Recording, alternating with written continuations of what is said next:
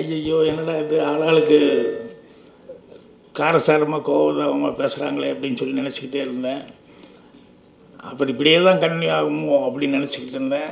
ஆனால் ரொம்ப மகிழ்ச்சியான ஒரு இது இப்படி இருக்குதே அப்படின்னு நினைக்கும்போது ரொம்ப நெகிழ்ச்சியாக ஒரு சமாச்சாரம் நடந்தது.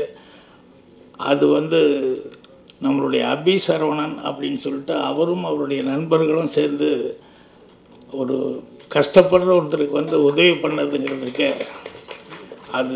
அதுதான் இந்த விழாவினுடைய ஹைலைட்டாக நான் நினைக்கிறேன். ஏன்னா அடுத்தவங்க கஷ்டப்படுறவங்களுக்கு அந்த உதவி செய்கிற மனப்பான்மை அப்படிங்கிறது அது அவங்க வந்தவங்களும் பெரிய ஆட்கள் கிடையாது. ஆனால் அவங்க செய்யணும் அப்படின்னு சொல்லி இங்கே செஞ்சதுங்கிறது அவ்வளவு மனசுக்கு நிறைவான ஒரு சமாச்சாரமாக இருந்தது. அதனால் எனக்கு உடனே தோணுச்சு, என்ன எனக்கு தெரிஞ்சு அபி சரவணன் என்ன படம் நடித்தார், என்ன எந்த அளவுக்கு எனக்கு ஒன்றுமே தெரியாது. இப்போவே இப்படி பண்ணுறாருன்னா இவர் அல்லவா சூப்பர் ஸ்டார் ஆகணும் அப்படின்னு நான் நினச்சிக்கிட்டேன். ஏன்னா இந்த மனசு இருக்கவங்க சூப்பர் ஸ்டார் ஆனால் இன்னும் எத்தனை பேர்த்துக்கு எவ்வளோ செய்ய முடியும் அப்படின்னு சொல்லிட்டு எனக்கு இந்த வாய் முகூர்த்தம்னு சொல்லுவாங்களே, அது நான் சொன்னால் ஏதாவது ஒன்று நடக்கும் கரெக்டாக. அந்த மாதிரி அவர் கண்டிப்பாக ஒரு பெரிய ஸ்டார் ஒரு ரேஞ்சுக்கு வருவார் அவர். ஏன்னா உளமாற சொல்லக்கூடிய வார்த்தைகள், அதனால் அது கண்டிப்பாக நடக்கும். ஐயோ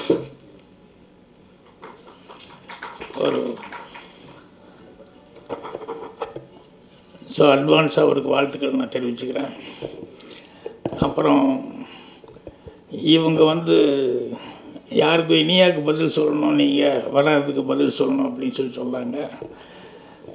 நான் என்ன சொல்கிறேன், வரல அப்படிங்கிறதுங்கிறது இது அவங்களுக்கு தான் நஷ்டம், அவங்களுக்கு தான் லாஸோ ஒழிய இது நமக்கெல்லாம் எந்த நஷ்டம் கிடையாது தானே. இவ்வளோ பேர் இங்கே சிறப்பான இதில் இப்போ அவங்க வர்றதுனால மட்டும் இப்போ ராகுல் அவர் சொல்லும்போது சொன்னார், அவங்க வந்தாலும் அதுக்கு எதிர்பார்த்தும் சில பேர் இருப்பாங்க அப்படிங்கிறது உண்மை தான்.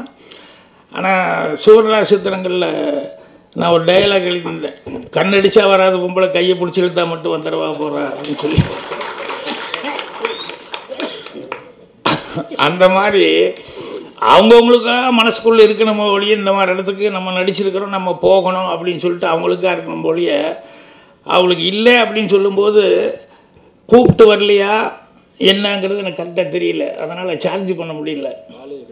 இந்த அளவுக்கு இது முக்கியமான ஒரு டாபிக் ஆனதுனால இனிமேல் கண்டிப்பாக எல்லாத்துக்குமே ரெஸ்பான்ஸ் கொடுத்தே ஆகணும். அவங்க அந்த சூழ்நிலை வரும். ஏன்னா அடுத்தது வேறு தயாரிப்பாளர் புக் பண்ண போகிறது கூட யோசிக்க ஆரம்பிப்பாங்க எல்லாருமே. ஏன்னா அவ்வளோ பெரிய டாபிக் ஆகிப்போச்சு இன்றைக்கி.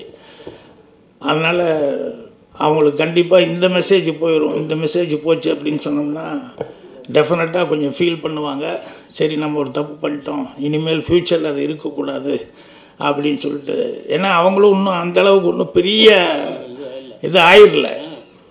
அதனால் அவங்களுக்கு அந்த ஆகணுங்கிறது கண்டிப்பாக மனசுக்குள்ளே அது இருக்கும். அதனால் என்னடா இப்படி போய் எல்லாத்துக்கிட்டே இப்படி சிக்கிட்டோமே அப்படின்னு சொல்லிட்டு அந்த அவமானங்கிறது கண்டிப்பாக மனசை உறுத்தும் போது நெக்ஸ்ட் டைம் வேறு படங்களுக்கு இதெல்லாம் நடக்கக்கூடாது அப்படின்னு சொல்லிட்டு கண்டிப்பாக நினைப்பாங்க.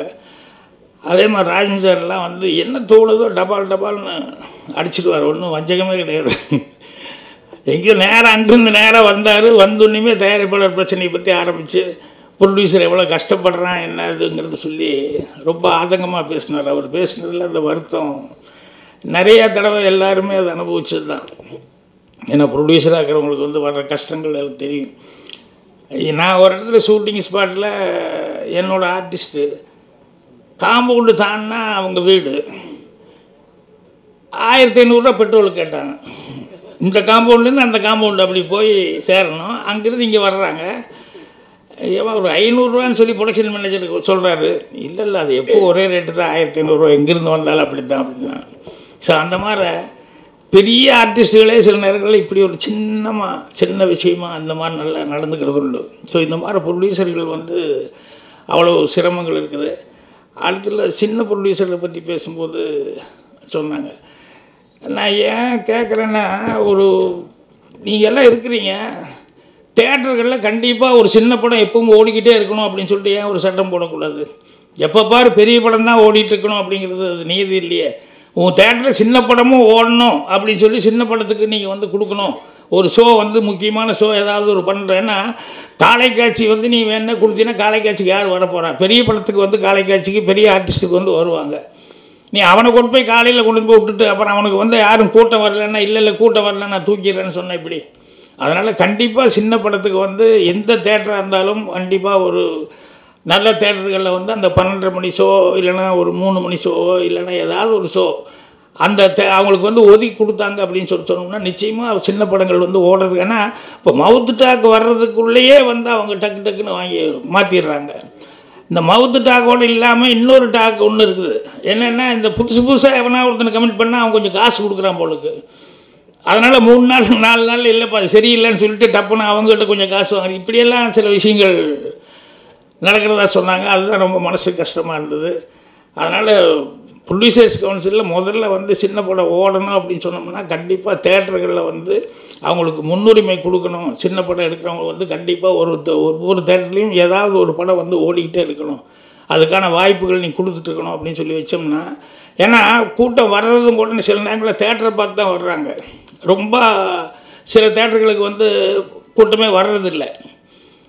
அவனுக்கு இந்த வெயில் காலம்னா இந்த ஏசி இருக்கணும், சுத்தபத்தமாக இருக்கணும், நீட்டாக இருக்கணும், வந்து பார்க்கிங் வசதி இருக்கணும், 2 வீலர்லேருந்து 4 வீலர் எது வேணாலும் நிறுத்துறதுக்கு அவனுக்கு சௌகரியமாக இருக்கணும்னு சொல்லிட்டு இத்தனையெல்லாம் பார்த்து அந்த தேட்டருக்கு வர்றாங்க.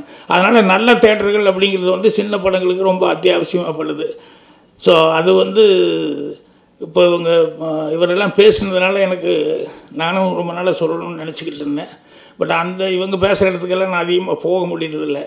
இனிமேல் எங்காவது போகும்போது கண்டிப்பாக அதில் வந்து இல்லைனாலும் இந்த மாதிரி மீட்டிங்லேயாவது வந்து அவசியம் வந்து சொல்லணும். ஸோ இந்த படத்தை பொறுத்த வரைக்கும் சதுர அடி 3500ன்னு சொன்னோன்னே என்னடா அது ஒரு சஸ்பென்ஸ் டைட்டிலாக இருக்கு அப்படின்னு நினச்சேன்.